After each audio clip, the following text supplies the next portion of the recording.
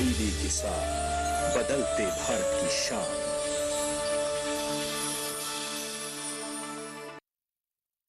दादू दादू, हाँ ये प्रीमियम क्या होता है? बेटा, प्रीमियम मतलब समझ लो पेट्रोल। जब तक कार में पेट्रोल है तब तक कार चलेगी, पेट्रोल खत्म कार स्टॉप। पर पापा, इस बार पेट्रोल खत्म होने पर भी कार चलती रहेगी। वो कैसे? LIC के जीवन लाभ में प्रीमियम पेमेंट हो जाए स्टॉप, पर पॉलिसी के फायदे चलते रहते हैं। मतलब अब लाइफ की गाड़ी चलेगी नॉन स्टॉप। LIC हर पल आपके साथ।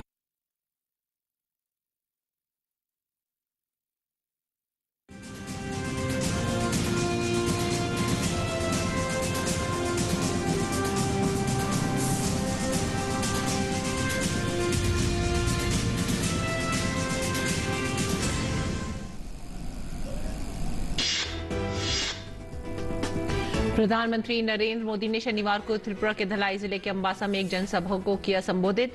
कहा, किसानों के विकास के लिए केंद्र सरकार लगातार कर रही है काम। त्रिपुरा में बांस से जुड़े कानून को हटाकर सरकार ने किसानों की मदद। किसान सम्मान निधि से किसानों को मिल रहा है लाभ।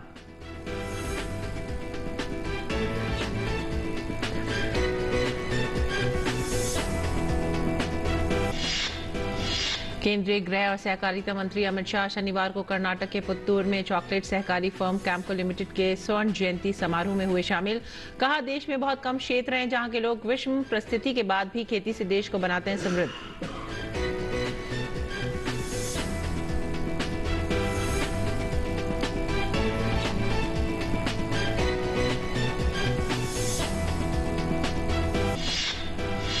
केंद्रीय कृषि मंत्री नरेंद्र सिंह तोमर ने कहा, ग्रामीण क्षेत्रों में सरकार चला रही अमृत सरोवर योजना, जल संकट होगा दूर। 9 महीने में 30,000 से अधिक अमृत सरोवर का निर्माण।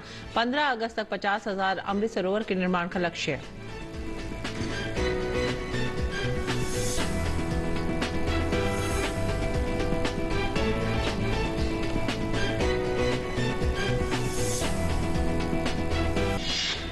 केंद्रीय मत्स्य पशुपालन एवं डेयरी मंत्री पुरुषोत्तम रुपाला ने शनिवार को Uttar Pradesh global investor summit में लिया हिस्सा। कहा, उत्तर प्रदेश देश में सबसे अधिक करता है दुग्ध उत्पादन। टेक्नोलॉजी का प्रयोग करके उत्तर प्रदेश वैश्विक स्तर पर दुग्ध उत्पादन में निभा सकता है भूमिका। उत्तर प्रदेश डेयरी और पशुपालन के क्षेत्र में नई संभावना वाला प्रदेश।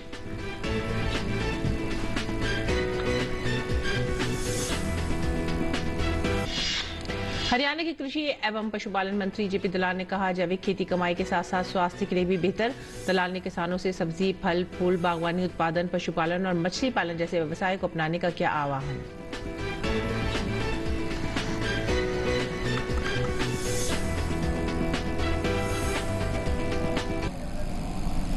नमस्कार, किसान समाचार में आप सभी का स्वागत है। अब मुख्य समाचार के बाद खबरें विस्तार से। प्रधानमंत्री नरेंद्र मोदी ने त्रिपुरा के धलाई जिले के अंबासा में एक जनसभा को संबोधित किया। उन्होंने कहा कि राज्य में किसानों की आय में वृद्धि के लिए भाजपा सरकार ने कई कदम उठाए हैं। अभी तक त्रिपुरा के 2.5 लाख से ज्यादा किसान परिवारों के बैंक खाते में 500 करोड़ रुपए से अधिक जमा कर चुकी है। और वहां कोई बिचौलिया नहीं, कोई चंदा चोर नहीं। यहां हमारे ढलाई के भी करीब 40,000 किसानों के बैंक खाते में पीएम किसान निधि के 80 करोड़ रुपए भेजे गए हैं। पीएम किसान सम्मान निधि का बहुत लाभ त्रिपुरा के धान बोने वाले किसान को हुआ है। अब तो त्रिपुरा बीजेपी ने ऐलान किया है कि सरकार में वापसी के बाद इस राशि में और वृद्धि की जाएगी। प्रधानमंत्री ने कहा कि पहले की सरकारों द्वारा बांस के इस्तेमाल पर रोक था। भाजपा की सरकार ने कानून को हटाने का काम किया है। बांस करील को लेकर पहले की सरकारों का क्या रवैया था, ये आप भी जानते हैं। कांग्रेस और लेफ्ट की सरकारों के दौरान तो बांस काटना और इसका व्यापार, उस पर भी प्रतिबंध था, बैन था। ये भाजपा सरकार ही है जिसने इस कानून को हटाया। भाजपा सरकार तो अब बांस से बने उत्पादों का देश दुनिया में प्रचार कर रही है।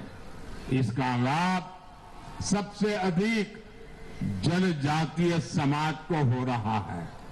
मुझे खुशी है कि आज त्रिपुरा में देश का पहला बांस पार्क बना है। केंद्रीय गृह और सहकारिता मंत्री अमित शाह आज कर्नाटक के पुत्तूर में विवेकानंद शिक्षा संस्थान में चॉकलेट सहकारी फर्म कैम्को लिमिटेड के स्वर्ण जयंती समारोह में शामिल हुए। कैम्को लिमिटेड एक सहकारी समिति है जिसका गठन भारतीय राज्यों कर्नाटक और केरल में सुपारी और कोको उत्पादकों की पीड़ा को कम करने के लिए किया गया है। कार्यक्रम में जनसभा को संबोधित करते हुए अमित शाह ने कहा, ये प्रदेश समृद्ध परंपराओं का है। देश में बहुत कम क्षेत्र हैं जहाँ के लोग विषम परिस्थिति के बाद भी खेती से देश को समृद्ध बनाते हैं। मित्रों, देश भर में बहुत कम क्षेत्र है जो विषम भौगोलिक परिस्थिति होने के बावजूद, जियोग्राफिकल कंडीशन ठीक न होने के बावजूद कृषि से, खेती से, एग्रीकल्चर से देश को समृद्ध बनाते हैं। केंद्रीय कृषि एवं किसान कल्याण मंत्री नरेंद्र सिंह तोमर ने कहा कि ग्रामीण क्षेत्रों में केंद्र सरकार अमृत सरोवर योजना चला रही है। इससे जल संकट को दूर किया जा सकेगा। तोमर ने शनिवार को ट्वीट करके कहा कि देश में 30,000 से अधिक अमृत सरोवर के निर्माण कार्यों को 9 महीने में पूरा कर लिया गया है। इस वर्ष 15 अगस्त तक 50,000 अमृत सरोवर के निर्माण का लक्ष्य रखा गया है। अभी तक निर्धारित लक्ष्य का 60% कार्य पूरा कर लिया गया है। आगे उन्होंने कहा कि इस योजना से ग्रामीण क्षेत्रों में जल संकट दूर करने के लिए देश के प्रत्येक जिले में कम से कम 75 अमृत सरोवरों का निर्माण कराया जाएगा। इस दिशा में तेजी से कार्य जारी है। गौरतलब है कि अमृत सरोवर मिशन 24 अप्रैल 2022 को जल संरक्षण के उद्देश्य से शुरू किया गया था। इस योजना के तहत देश के हर जिले में 75 जल निकायों का विकास और कायाकल्प कराया जा रहा है।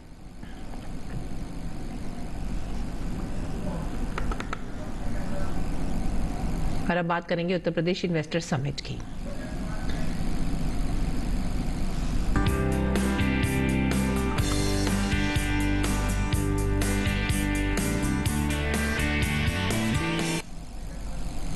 केंद्रीय मत्स्य पशुपालन एवं डेयरी मंत्री पुरुषोत्तम रूपाला ने ग्लोबल इन्वेस्टर समिट के दूसरे दिन शनिवार को कहा कि उत्तर प्रदेश दुग्ध उत्पादन में देश में सबसे अधिक काम कर रहा है। ऐसे में टेक्नोलॉजी का प्रयोग करके उत्तर प्रदेश वैश्विक स्तर पर दूध उत्पादन में अपनी अहम भूमिका निभा सकता है। उत्तर प्रदेश डेयरी और पशुपालन के क्षेत्र में नई संभावनाओं वाला प्रदेश बनकर उभरा है।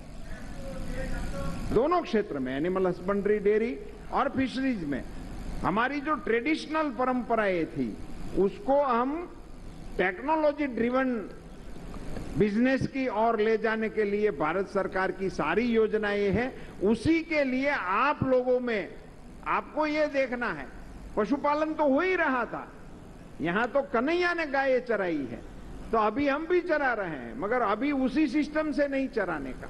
अभी हमें इनको वैल्यू एडिशन के रूप में कैसे ले जाते हैं, हाई ब्रीडिंग, उसका इंप्रूवमेंट कैसे कर सकते हैं। हमारी एवरेज जो है, उत्तर प्रदेश देश में सबसे ज्यादा दूध उत्पादन करने वाला प्रदेश है, इसके लिए इनको बधाई। भारत दुनिया में सबसे ज्यादा दूध उत्पन्न करने वाला देश है, इसके लिए भारत को भी बधाई। मगर हमारी इंडिविजुअल उत्पादकता जो है वो दुनिया की नजर में बहुत अभी भी पीछे है। वो यहां भी लागू होता है। इसको अपग्रेड करने के लिए टेक्नोलॉजी है। अब उस टेक्नोलॉजी में आप लोग कुछ ऐसा मॉडल ढूंढ के लाइए, उस मॉडल को डेवलप करने के लिए इन्वेस्टमेंट करिए, उसमें आपके सुझाव हमें भी दीजिए। हमें 20 लीटर वाली गाय ये चाहिए, अभी 2-2.5 लीटर वाली का जमाना चला गया। रूपाला ने कहा कि मोदी सरकार ने मत्स्य पालन को देश में बढ़ावा देने के लिए अपने खजाने खोल दिए हैं। 2014 तक जब नरेंद्र मोदी जी ने चार्ज लिया, तब तक फिशरीज सेक्टर का कुल खर्चा 3,680 करोड़। मोदी जी प्रधानमंत्री बने, फिशरीज सेक्टर, उसका एरिया, उन सभी का महत्व ध्यान में रखते हुए इसका मंत्रालय अलग बना दिया। मंत्रालय बनाने के बाद एक योजना लगाई, प्रधानमंत्री मत्स्य संपदा योजना। अकेली योजना का वॉल्यूम 20,000 करोड़ रुपया, एक साल के लिए 20,000 करोड़ की एक योजना, और उसमें जरूरी इंफ्रास्ट्रक्चर को डेवलप करने के लिए 8,000 करोड़ का और फंड भी क्रिएट कर दिया गया। 30,000 करोड़ रुपया एक साल में, 3,000 करोड़ रुपया 47 से 14 तक। आप अनुमान लगा सकते हैं कि प्रधानमंत्री जी का फोकस किस प्रकार से इस एरिया के लिए है। और पुरुषोत्तम रुपाला ने कहा कि देश और दुनिया में मिलेट्स की मांग बढ़ने वाली है। मिलेट ईयर बनाने के लिए दुनिया वालों को मना लिया, तो अब बाजरा इंटरनेशनल जाएगा, ज्वार इंटरनेशनल जाएगी, आपकी रागी इंटरनेशनल जाएगी, और ये सारी चीजों का मार्केटिंग इंटरनेशनल होने वाला है, और वो फोडर के साथ जुड़ा हुआ मसला है। इसे अभी भी हमारे पशु चारा की यही स्थिति है। अभी हमारे फोडर के बारे में हमने सोचा ही नहीं है, वो भी पैकिंग में आ जाएगा, पशुओं का चारा भी। मैं आपको यकीन दिलाता हूं कि आने वाले दिनों में उनके भी पैक मटेरियल ये आपको मिलने वाले हैं, बेचने वाले हैं, खिलाने वाले भी मिलेंगे, खाने वाले भी मिलेंगे। उसमें बहुत वैरायटी है। अभी जो सगर्भा पशु है उनके लिए अलग फोडर चाहिए, जो दुधारू पशु है उनके लिए अलग चाहिए, जो बिन दुधारू है उनके लिए अलग चाहिए। ऐसी इसमें क्वालिटियां अब तो आ गई हैं, और वो सारा एरिया इन्वेस्टमेंट का एरिया है। और मैं आपको ये बता दूं कि एक और पराली जलाई जा रही है और एक और फोडर की कमी है। इन दोनों का संयोजन करना वो इन्वेस्टर का काम है। वो आइडिया है, उसको कैसे कन्वर्ट करा दे पराली को किसी के साथ मिला के। ऐसी जो भी आपके मन में जितने भी आइडिया होंगे वो सारे invest. Uttar Pradesh global investor summit 2023 में सहकारिता मंत्री JPS राठौड़ ने कहा कि उत्तर प्रदेश में लगभग 1 करोड़ नैनो यूरिया बोतलों की बिक्री की गई है, जिससे लगभग 2,000 करोड़ रुपए की अनुदान संबंधित धनराशि में बचत हुई है, जिसके साथ में नैनो यूरिया का उपभोग करने के मामले में देश में अग्रणी राज्य उत्तर प्रदेश बना है। नेशनल कोऑपरेटिव डाटाबेस बनाने के लिए उत्तर प्रदेश ने सबसे पहले अपने सभी सहकारी समितियों का डाटा तैयार करके उसको सिस्टम में अपलोड करने में उत्तर प्रदेश पूरे देश में नंबर 1 पर है। AIF योजना में गोडाउन बनाने में भी उत्तर प्रदेश नंबर 1 पर है। उत्तर प्रदेश की कोऑपरेटिव बैंक को नाबार्ड द्वारा NPCI द्वारा मेंबरशिप प्रदान करने वाला उत्तर प्रदेश कोऑपरेटिव बैंक पहला ऐसा बैंक है, और हमारे उत्तर प्रदेश कोऑपरेटिव बैंक को नाबार्ड द्वारा A ग्रेड की बैंक घोषित किया गया है। इसी तरीके से हमने जब भी ये नई नैनो यूरिया आई है, उत्तर प्रदेश देश का पहला राज्य है जिसने अपनी लगभग 8 से 10% सॉलिड यूरिया को नैनो यूरिया से रिप्लेस करने का काम किया है, जिसके कारण बहुत बड़ा फॉरेन एक्सचेंज बच रहा है, बहुत बड़ी सब्सिडी भारत सरकार की बच रही है। और आज मुझको यहां से बताते हुए हर्ष हो रहा है कि आज ही के दिन इफको द्वारा नैनो DAP का भी जो ट्रायल है वो भी उत्तर प्रदेश में शुरू किया जा चुका है। कुछ ही समय में किसानों को नैनो DAP भी उपलब्ध हो जाएगी। हरियाणा के कृषि एवं पशुपालन मंत्री JP दलाल ने कहा कि प्रगतिशील किसान जैविक खेती के साथ अपनी अलग पहचान बना रहे हैं। जैविक खेती कमाई के साथ साथ लोगों के स्वास्थ्य के लिए भी बेहतर रहती है। जैविक खेती को करने के लिए कृषि विभाग द्वारा किसानों को प्रशिक्षण देने के साथ साथ फसलों में ज्यादा कीटनाशकों के प्रयोग से होने वाले नुकसान के बारे में लगातार जागरूक किया जा रहा है। कृषि मंत्री ने किसानों से आह्वान किया कि वो परंपरागत खेती के बजाय सब्जी, फल, फूल, बागवानी उत्पादन, पशुपालन और मछली पालन जैसे व्यवसाय को अपनाएं ताकि उनकी आय में वृद्धि हो सके। कृषि से जुड़े अन्य व्यवसाय को अपनाने पर सरकार द्वारा अनुदान भी दिया जा रहा है। उन्होंने कहा कि प्रदेश में मछली पालन व्यवसाय के लिए सरकार द्वारा प्रशिक्षण दिया जा रहा है। केंद्र सरकार द्वारा प्रधानमंत्री मत्स्य संपदा योजना शुरू की गई है।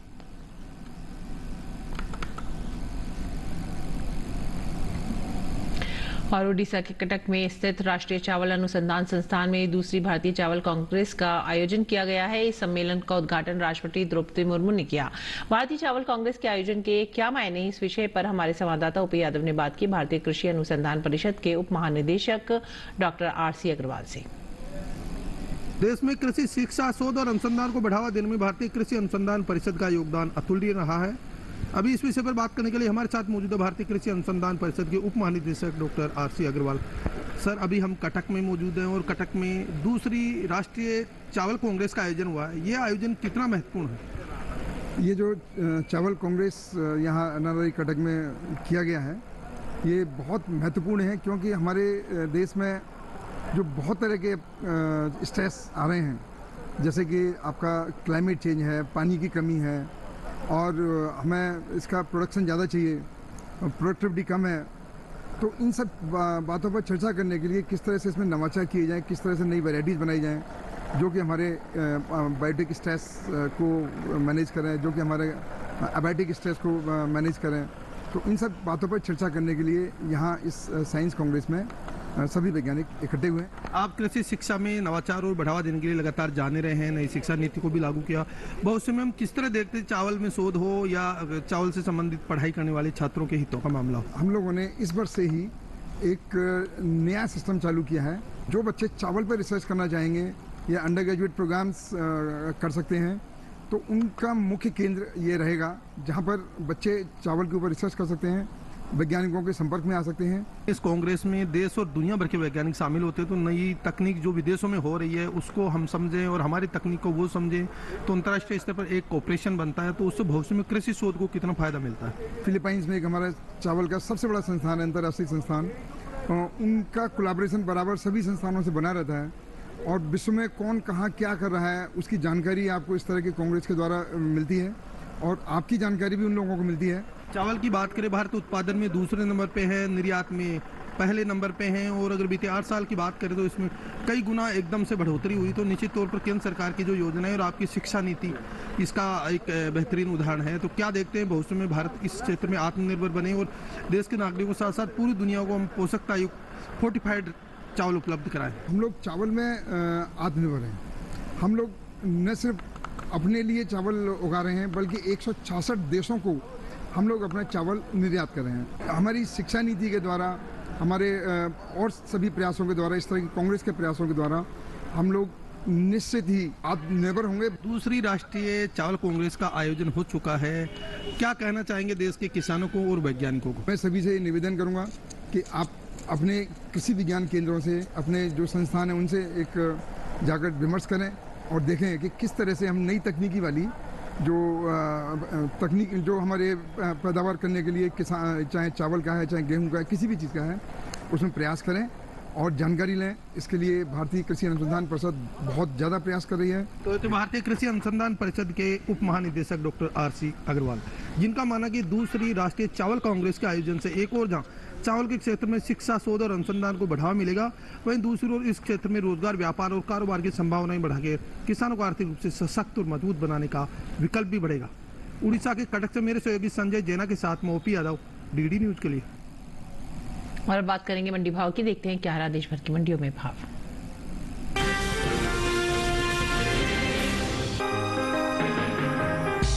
चालू रबी सीजन में धान की बुआई बीते साल से आगे चल रही है। कृषि मंत्रालय की ओर से साल 2022 और 23 के लिए जारी ताजा आंकड़ों के अनुसार 3 फरवरी तक रबी धान की बुआई 46,25,000 हेक्टेयर में हो चुकी है, जबकि बीते साल इस दौरान बुआई का क्षेत्रफल 35,05,000 हेक्टेयर रहा था। यानी इस साल रबी धान की बुआई बीते साल के मुकाबले 11,20,000 हेक्टेयर आगे है। फिलहाल कृषि उपज मंडियों में धान की आवक सामान्य बनी हुई है। शनिवार को दूसरी कृषि उपज मंडियों के मुकाबले छत्तीसगढ़ की ज्यादातर मंडियों में धान की आवक अधिक देखने को मिली। भाव पर नजर डालें तो 11 फरवरी को दाहोद मंडी में धान के सौदे मजबूती के साथ हुए, वहीं सूरजपुर और बिलासपुर मंडी में भाव नरम रहे, जबकि संबलपुर मंडी में धान के भाव में कोई बदलाव नजर नहीं आया। एगमार्क नेट के अनुसार धान का कटोरा कहे जाने वाले राज्य छत्तीसगढ़ की सूरजपुर मंडी में 10 फरवरी को धान का भाव रहा 2,040 रुपए। 11 फरवरी को इसके भाव में कोई बदलाव देखने को नहीं मिला और भाव 2,040 रुपए क्विंटल पर बरकरार रहे। वहीं राज्य की ही बिलासपुर मंडी में इस दौरान धान के सौदों में नरमी के साथ कारोबार हुआ। यहाँ 10 फरवरी को धान का भाव 1,700 रुपए क्विंटल रहा। 11 फरवरी को इसके सौदे 75 रुपए लुढ़ककर 1,625 रुपए क्विंटल पर हुए। हालांकि संबलपुर मंडी में बीते 2 दिनों के दौरान धान के भाव स्थिर रहे। यहाँ 10 और 11 फरवरी को धान 1,500 रुपए क्विंटल पर बिकी। गुजरात की दाहोद मंडी में इस दौरान धान के भाव में बढ़त देखने को मिली। यहाँ 10 फरवरी को धान का भाव रहा 1,710 रुपए क्विंटल। 11 फरवरी को इसके सौदों में 20 रुपए की तेजी आई और भाव 1,730 रुपए क्विंटल पर जा पहुंचा।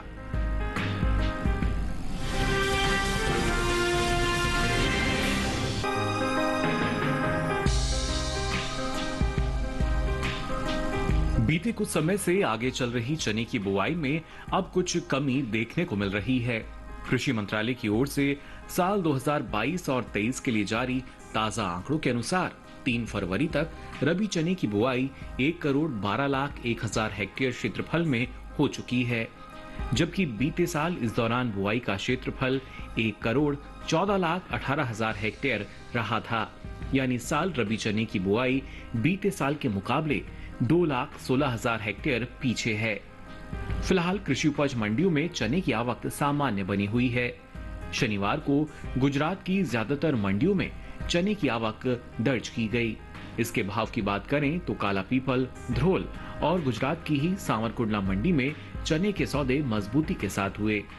वहीं मोराबी मंडी में भाव नरम रहे, जबकि पुणे मंडी में इस दौरान चने के भाव में कोई बदलाव देखने को नहीं मिला। मध्य प्रदेश की काला पीपल मंडी में 10 फरवरी को चने का भाव रहा 4,145 रुपए क्विंटल। 11 फरवरी को इसके भाव में 105 रुपए का उछाल आया और भाव 4,250 रुपए क्विंटल पर जा पहुंचे। गुजरात की सांवरकुंडला मंडी में चने के सौदों में बढ़त के साथ कारोबार हुआ। यहां 10 फरवरी को चने का भाव था 4,418 रुपए क्विंटल। 11 फरवरी को इसके सौदे 187 रुपए मजबूत होकर 4,605 रुपए क्विंटल पर हुए, जबकि गुजरात की ही मोरबी मंडी में 10 फरवरी को चने का भाव था 4,840 रुपए क्विंटल। 11 फरवरी को इसके सौदों में 345 रुपए की गिरावट दर्ज की गई और भाव 4,495 रुपए पर आ पहुंचे।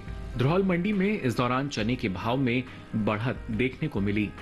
यहां 10 फरवरी को चने का भाव रहा 4,370 रुपए क्विंटल। 11 फरवरी को इसके भाव में 5 रुपए की तेजी आई और भाव 4,375 रुपए क्विंटल पर जा पहुंचा। महाराष्ट्र की पुणे मंडी में बीते 2 दिनों के दौरान चने के भाव स्थिर रहे। यहां 10 और 11 फरवरी को चना 5,550 रुपए क्विंटल पर बिका।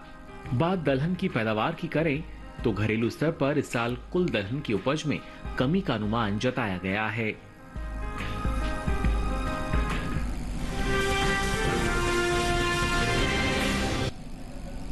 और आइए अब बात करते हैं मौसमी खेती की। किसान इस मौसम में कैसे रख सकते हैं अपनी खेती का ख्याल, देखते हैं।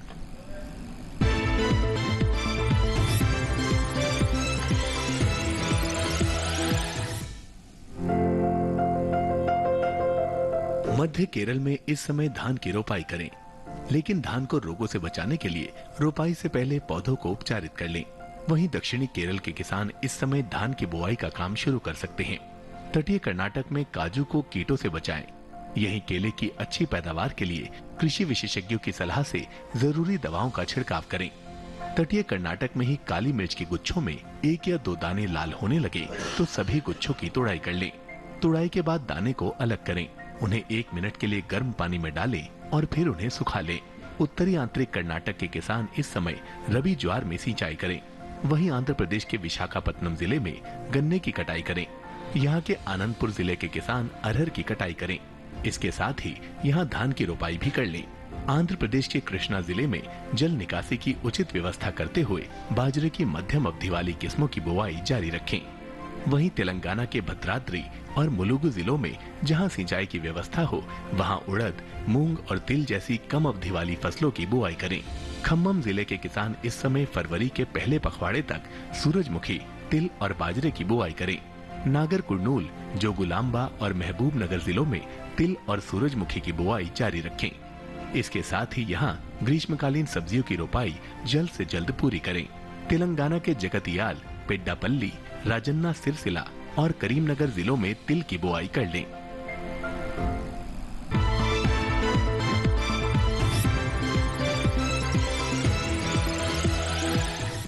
और अब कुछ और खबरें खास खबर में।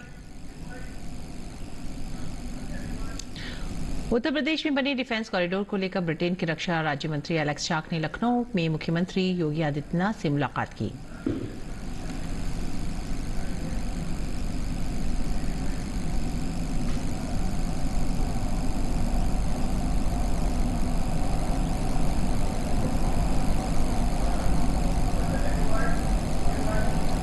सूचना एवं प्रसारण मंत्री अनुराग सिंह ठाकुर ने कहा, ग्लोबल इन्वेस्टर मीट में कई क्षेत्रों में रिकॉर्ड तोड़ निवेश आ रहा है। उन्होंने कहा, उत्तर प्रदेश की कानून व्यवस्था के कारण उत्तर प्रदेश में समग्र विकास हो रहा है।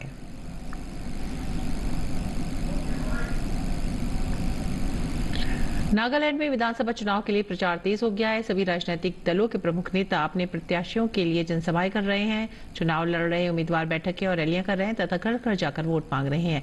राज्य में 27 फरवरी को मतदान होना है।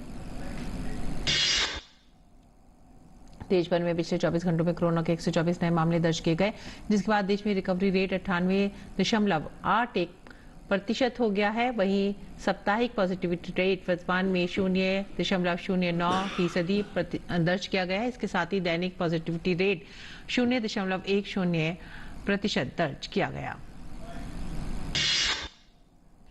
जम्मू कश्मीर के राजौरी जिले के नगरोटा गांव में प्रसिद्ध सूफी संत अब्दुल अजीज साहब की दरगाह पर उर्स समारोह का आयोजन किया गया। प्रसिद्ध सूफी संत अब्दुल अजीज साहब के उर्स के अवसर पर विभिन्न क्षेत्रों के लोग दरगाह पर उमड़ पड़े। लोगों ने शांति और समृद्धि के लिए प्रार्थना की। दरगाह पर लोगों के बीच लंगर का वितरण भी किया गया।